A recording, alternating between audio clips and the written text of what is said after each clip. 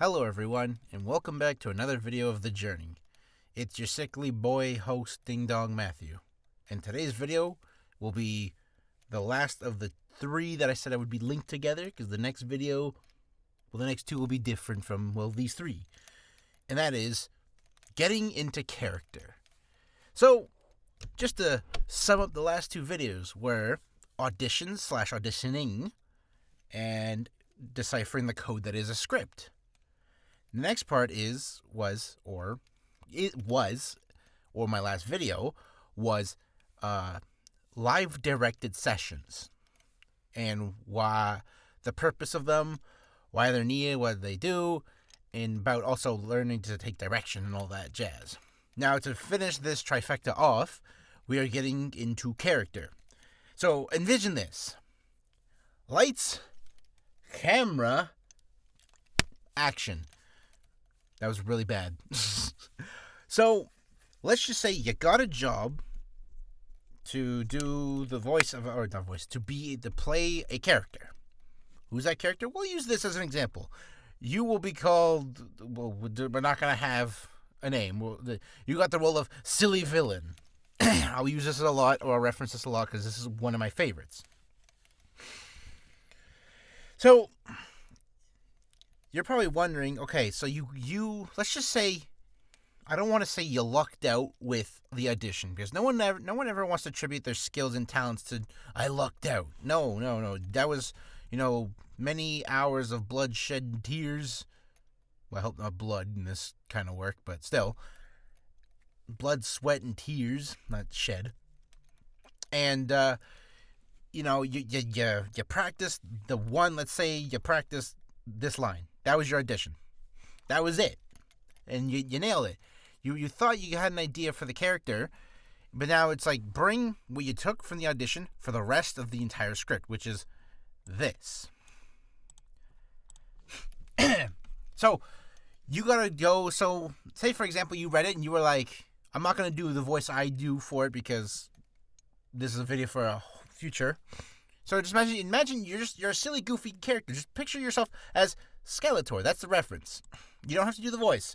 In this case, just be a goof. So in this case, you'd be like, "Now see here, Max Dougal. For what reason has spurred?" It's like, you get that. Let's say you just did that for your audition, and you felt it for maybe like a second, or after your 50th retake or take or attempt or practice.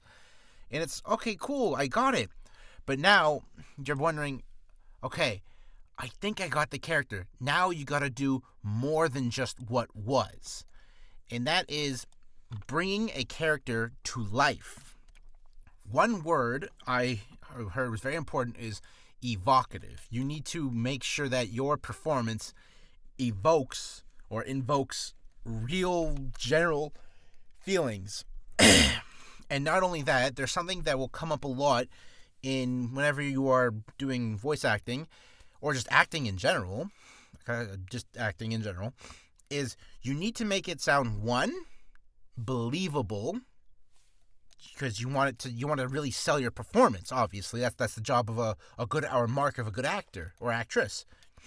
So there's that, and then the other thing is, I think this is more for voice acting, because you are playing a character that is fictitious.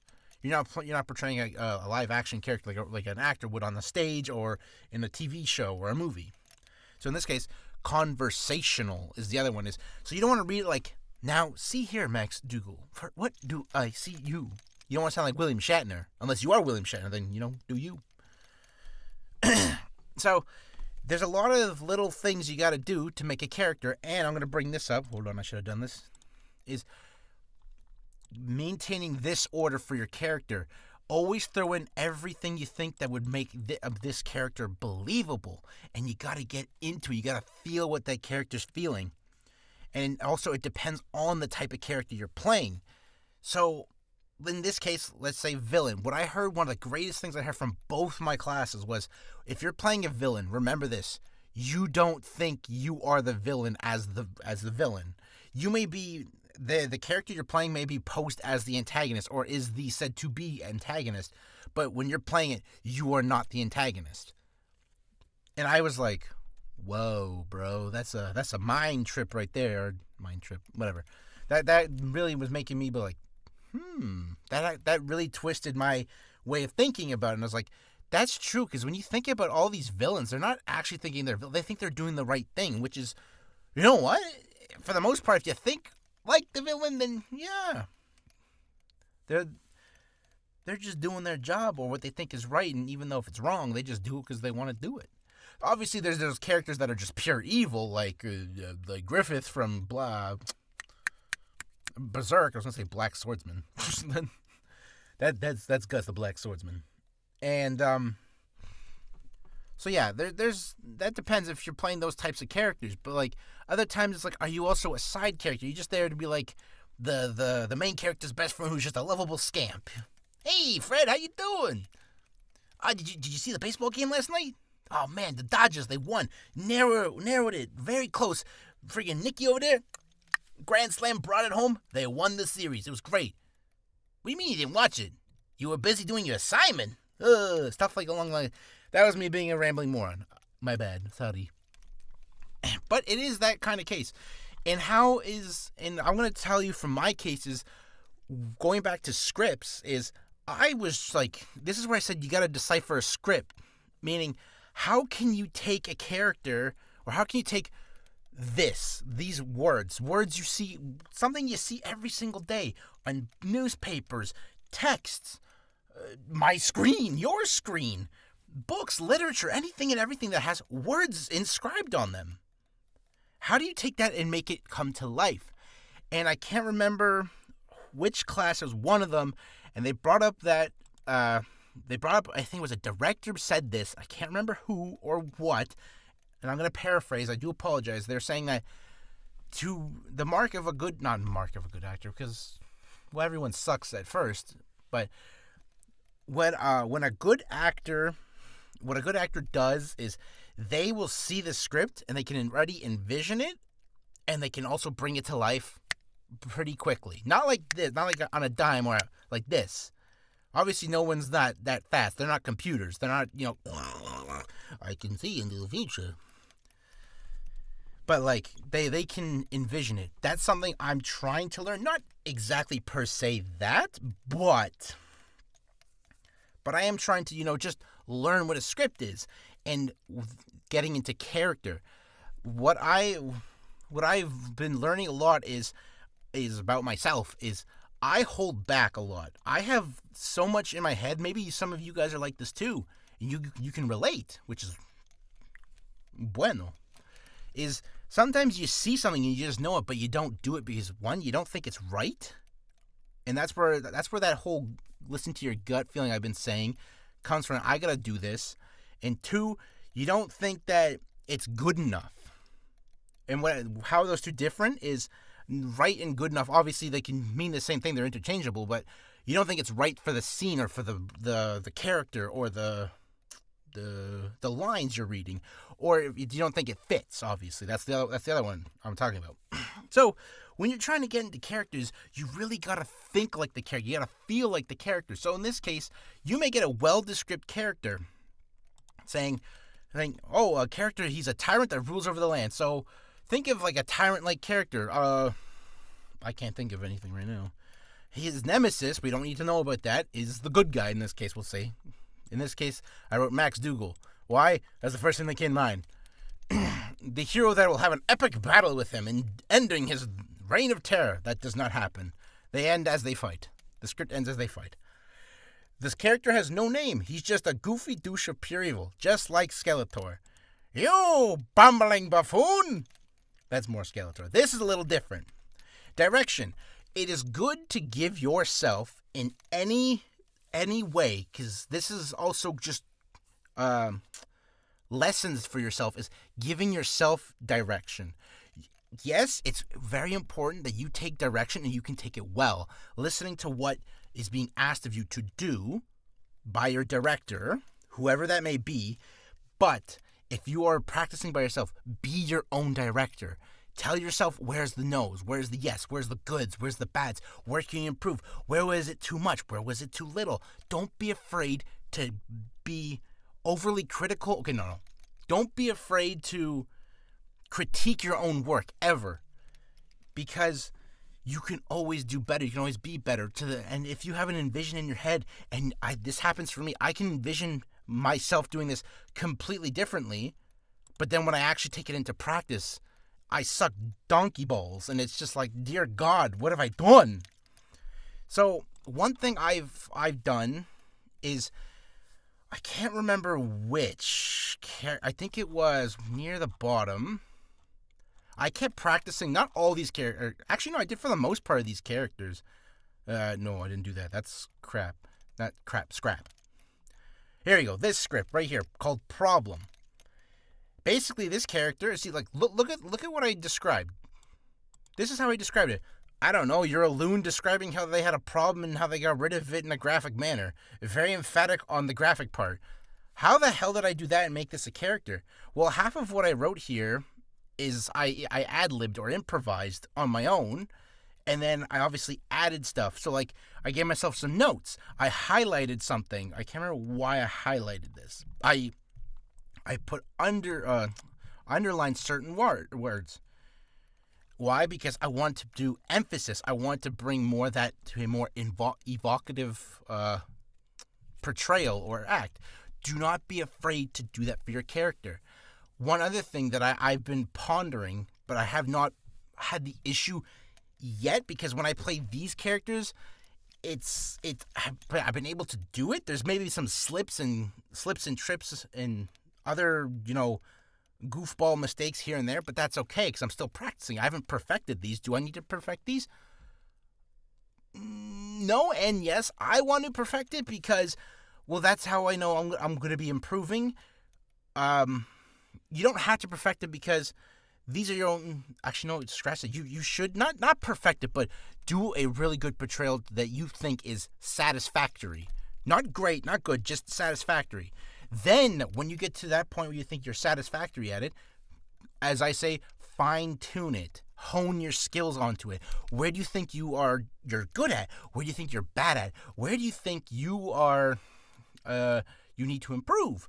Where do you think you lack? Where do you think you can dial back on?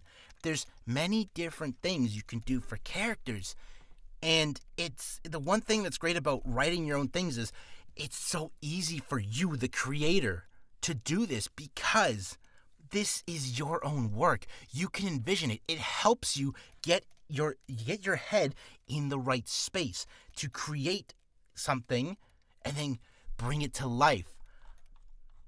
So it's honestly, and then here, even something you probably read here many times.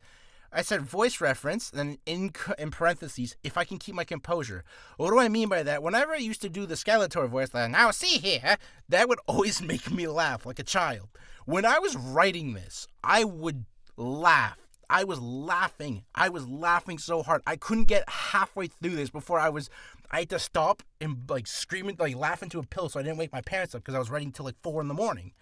It was so fun for me because being able to create a character like this who's just based off of a voice alone and then something replicated to something in my own rendition is not lazy or uninspired, but it's not what helps you because you're at that point you're impersonating what people or what casting directors or studios or anyone who's going to hire you are looking for. They're not looking for impersonators. If they want an impersonator, they'll hire a professional impersonator. Jeez, I almost lost the word impersonate. Versus they want someone who can bring their own je ne sais quoi to a character. So in this case, I feel like I do need to improve because obviously I made this entire character based off Skeletor. I even did like the voice close too. And, excuse me. And in a way, it's like Skeletor, but when I was looking up old footage of Skeletor from the like 89 or 84, when he's like, "You bumbling buffoon," he talks slower. He's more, what is the word? Not uptight. He's more like a more like king. Like, he thinks himself very high and mighty. Righteous. There you go. Self-righteous. And he was just like, you bumbling buffoon. He also has that when he talks. Kind of like that. Versus mine is pure nasal. It's, now see here. He. And to me, that voice is hilarious. I love doing that voice. And, sorry, I can't stop coughing. I'm still getting over this, whatever the hell it is. And when I kept going into this character, I like I said, I ad-libbed and improvised some stuff. This part here, let's say this second line which says, what the hell? Typo. Oh, no, that's right. Is this for having slaves working for me day and night, erecting my new monument? That was it.